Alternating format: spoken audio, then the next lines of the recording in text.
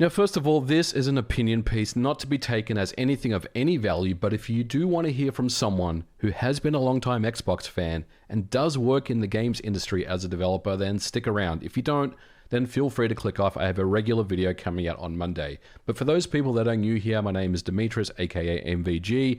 I'm a software dev in the games industry. I've worked both on Xbox consoles officially and unofficially since the very beginning. This video isn't meant to pile on to Phil Spencer or Matt Booty asking for their resignation. They've got a job to do and they are doing it how they feel is going to sustain Xbox for the future. Now, I personally don't agree with that, but calling for Phil's head on Twitter isn't going to result in anything. I get that emotions are high and people can and should use their voice to, display their concerns or show their concerns, but asking for people to resign isn't really the move for me, at least. Now, anyway, let's kind of get back on track. Where do we start? Well, I do think it's fair to say that Xbox has lost its way. Trust with its customer base is eroding fast. And to be honest, I'm one of those people. I'm not switching to PlayStation or any silly BS engagement bait that I see on Twitter. I simply go where the good games are. And unfortunately, Xbox has decided that some of the studios responsible for its best games, at least in my opinion, have been closed. And I'm talking about, obviously, Hi-Fi Rush, Prey, Dishonored, with Tango Gameworks, and Arcade Austin. Much of the staff has been let go, some have been reassigned. Now, as a developer myself, this saddens me to see quality studios and quality people being let go. And if you work for a large publisher or someone who's owned by a larger corporate entity, you're probably feeling the same way right now. And the thing is, there's nothing that you can do. Shareholders want results. And if your cost center isn't providing those results, then you could be next on the list. No one in the industry feels safe right now, and that is a very unhealthy way to live. But let's get back to Xbox. As a longtime fan, I've got no faith in Xbox leadership to deliver us good hardware, but more importantly, software. I don't believe in an all-digital future where you have no ownership. I've been outspoken about DRM, and I will continue to be. Xbox wants you to own nothing. They say they'll take care of everything for you, but how can they? We've seen them fumble the ball time and time again. And in my opinion, Xbox is moving in a direction that I would consider to be a mistake. What I've seen so far, whether that's interviews from leadership, their vision from the future and growth, is all built around hardware, cloud gaming, mobile and digital entitlement of games with no real ownership. And that is the thing I want to focus on today. The acquisition of Bethesda and Activision were major eye-openers for many. What appeared to be a really great thing for the industry did not turn out to be the case. Now, of course, it didn't, because it's Microsoft we're talking about here. This is what they do, guys. They buy companies for their IP. They don't buy people. People don't matter. People are a bullet list of items on a spreadsheet. Look at their past acquisitions. No one uses Skype. Mixer died. LinkedIn is a platform that has not seen any growth. Microsoft acquires companies and they acquire IP. Some of them succeed and others fail. While it's too early to say what the fate of Bethesda will be, it's fair to say that it's been a rough start at Microsoft. Xbox and gaming is just a cost center to them. It's not really their core business. It's never, and it really never has been. And that's the thing that people need to understand. But what made the Xbox original, the OG Xbox and the 360 days, such an amazing era for them was that they took risks, and some of those risks paid off and some of them didn't. The Xbox original, the OG Xbox, failed to really impact in terms of hardware sales, but it innovated. The leaders weren't afraid to take risks, knowing that their jobs would be eliminated the next day. Xbox was the first to introduce a hard drive into its console. And let me tell you, back in 2001, people didn't even know why. Now it's a standard to have built-in storage, seamless online connectivity, gamification including achievements, DLC, games that could be patched and updated to prolong a game's lifecycle, custom soundtracks, headsets with voice communication built into the console.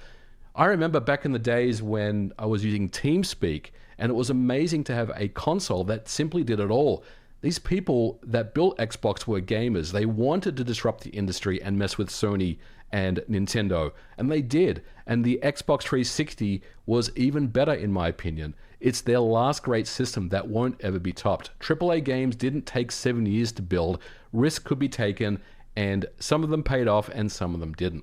What we're seeing right now is the fallout, no pun intended, of digital entitlement of games with no ownership. And of course, I'm talking about Game Pass.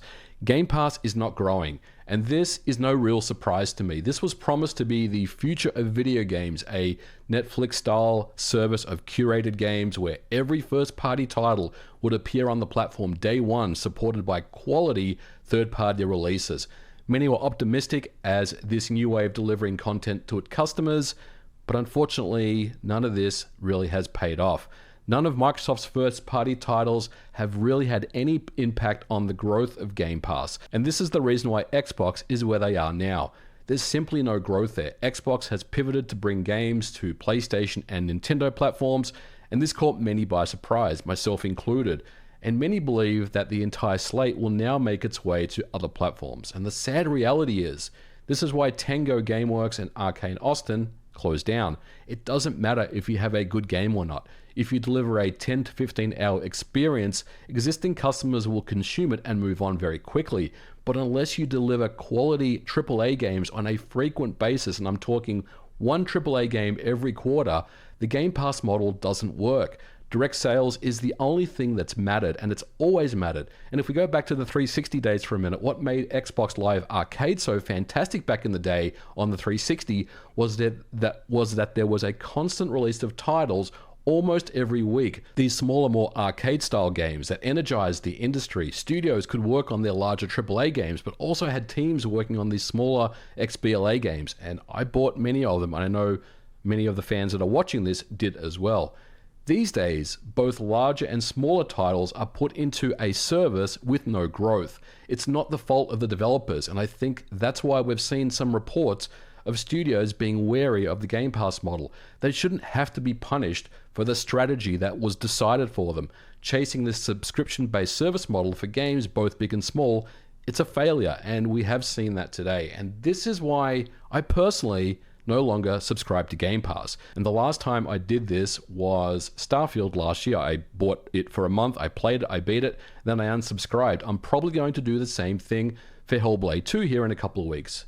And you know what? If there was a physical version of Hellblade 2 that I could buy, I would be more than happy to buy a copy and support the development team in some meaningful way that can be tracked rather than some synthetic benchmark or metric of players who've installed the game on their Xbox or PC. Real software sales is the only true metric of success. And to add to this, AAA game development has become unsustainable, with some games needing the entire generation to develop. And unfortunately, Microsoft now has to turn to this larger AAA model to help grow Game Pass. And this is why we're seeing other pushes to other consoles, including the Nintendo Switch and the Sony PlayStation 5. And again, I want to stress, this is not the fault of Tango Gameworks or Arcane Austin. It doesn't matter if your game is a hit or if it's a flop. If you put your game on a service with no growth, then it's a zero-sum game no matter what. If your game is a 90 Metacritic or not, it just doesn't matter. Now, the other thing I want to talk about is this weird parasocial relationship Xbox leadership has with its fans. And the thing is, it's never sat well with me, and it needs to stop immediately. And I'm talking about Phil Spencer and Aaron Greenberg for the most part. Trust me, you guys need to stay off Twitter. Stop telling us how Xbox is changing the industry and how acquisitions can lead to more creativity for development teams to have the freedom to do more. Become a faceless corporate entity and only drive announcements through the Xbox official brand account.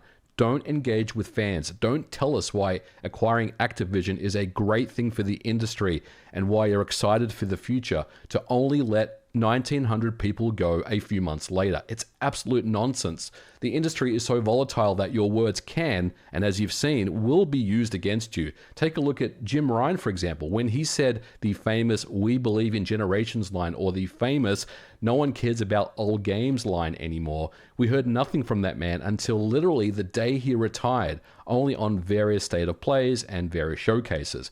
I don't even think Jim Ryan even uses social media. Sony and Nintendo never address fans almost always, and you guys need to do the same. Where do we go from here? What is the answer? Well, as it's always been, deliver us great games, and the people will play them without the bullshit.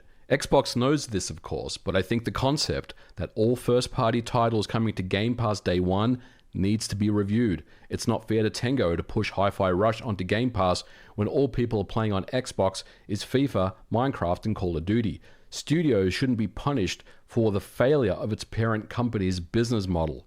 Make good games that people want to buy and promote those games and let these studios have some success. I think it starts with the June showcase personally, and I am optimistic that things can improve. Indiana Jones is a game that I'm personally excited about. Machine Games does quality work, and I know this firsthand. We worked together on the Quake reboot many years, or not many years ago, a few years ago now with Machine Games, and they were awesome to work with.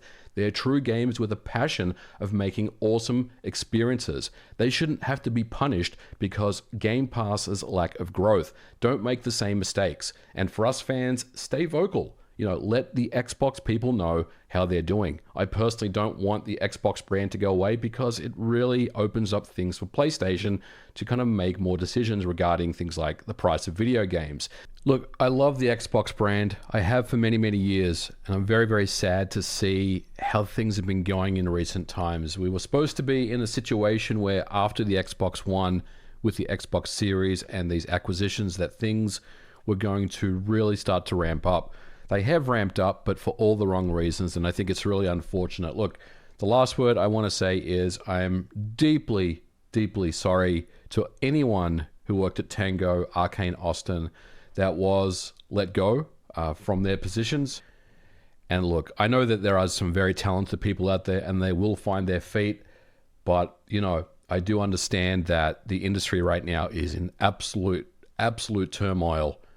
And like I said last year when I was making my end of year wrap video, I just don't know when this is going to end. Things seem like they're just getting worse and worse. And it's very hard to be optimistic about the future right now, the future of video games. It seems like we're spiraling down a path that is not going to set anyone up for success going forward. But I've rambled on long enough, guys. Thank you so much for watching. Thank you so much for listening to me talk for the last, 12 minutes or so. This is not normally the type of video that I make, but I did want to address it. There will be a regular MVG video coming out on Monday. I'm kind of in the final works of editing that and getting that ready. So check out my video on Monday. And, for those people that do work in the video game industry, I'm with you guys. Stay positive. Try to just keep positive, keep your head above water.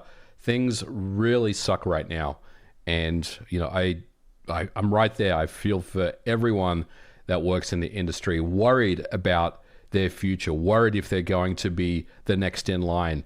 It's the reality that we live in, and it's just terrible. But we're going to leave it here. Thank you so much for watching, guys. If you liked it, please put a like on it. Let me know your thoughts. Have I been rambling on for 12 minutes without really anything, or do I bring up some good points? I definitely want to hear what you guys have to say in the comments below. Take care, guys, and we'll catch you in the next episode. Bye for now.